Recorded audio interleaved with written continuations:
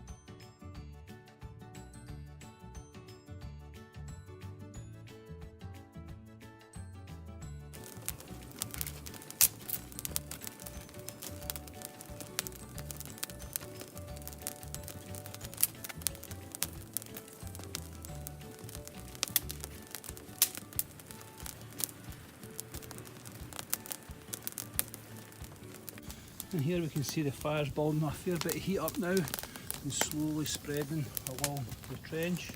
And we want to keep it about this height, no any higher, just for safety. And it will work its way up and down the trench. Also, the wind can have a fair bit of effect on which way it travels. There you go, it's doing great so far. It's kept it nice and controlled in that small trench, You can see it's starting to work its way down here and gradually up towards the top of the trench now. Okay, I'll get back to you soon and we'll show you the progress as it gets the full length of the trench.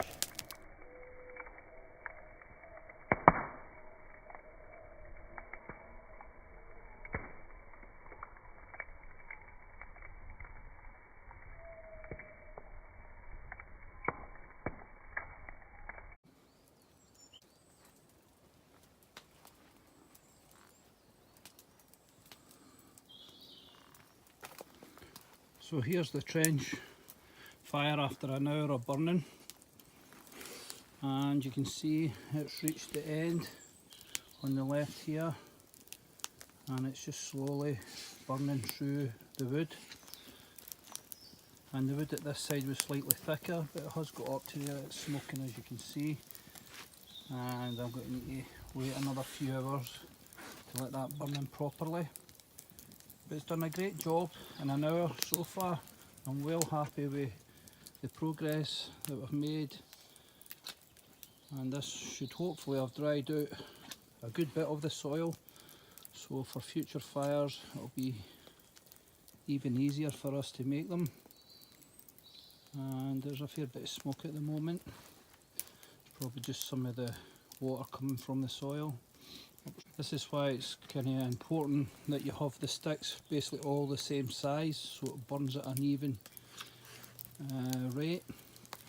But this top side of the trench was slightly deeper, and that's why I made the logs slightly thicker, as you can see.